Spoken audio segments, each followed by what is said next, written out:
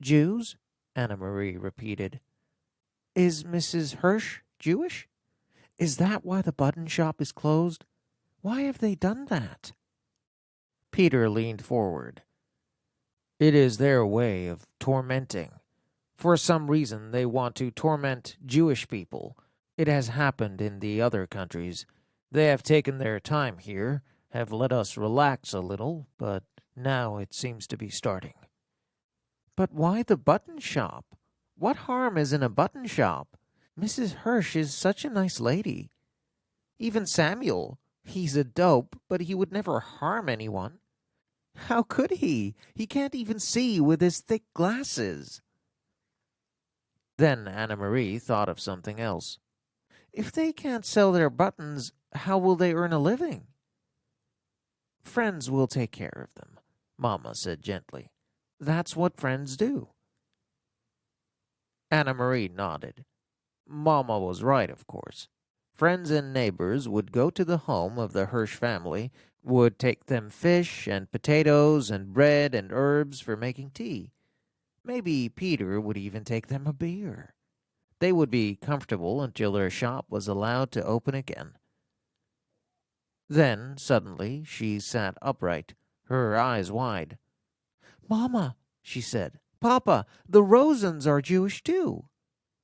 Her parents nodded, their faces serious and drawn.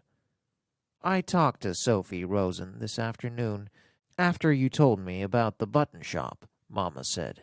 She knows what is happening, but she doesn't think that it will affect them. Annemarie thought and understood. She relaxed. Mr. Rosen doesn't have a shop. He's a teacher. They can't close a whole school. She looked at Peter with a question in her eyes. Can they? I think the Rosens will be all right, he said. But you keep an eye on your friend Ellen, and stay away from the soldiers. Your mother told me about what happened on Oosterboogade. Annemarie shrugged. She had almost forgotten the incident.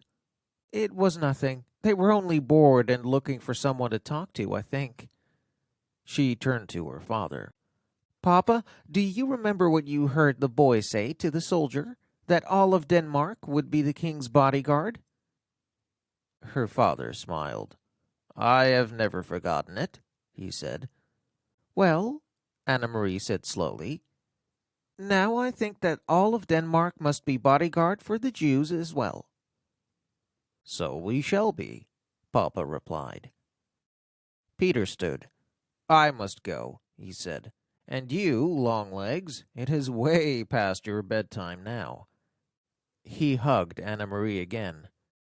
Later, once more in her bed beside the warm cocoon of her sister, Annemarie remembered how her father had said 3 years before that he would die to protect the king, that her mother would too, and Annemarie, 7 years old, had announced proudly that she also would. Now she was 10, with long legs and no more silly dreams of pink frosted cupcakes. And now she and all the Danes were to be bodyguard for Ellen and Ellen's parents and all of Denmark's Jews. Would she die to protect them? Truly?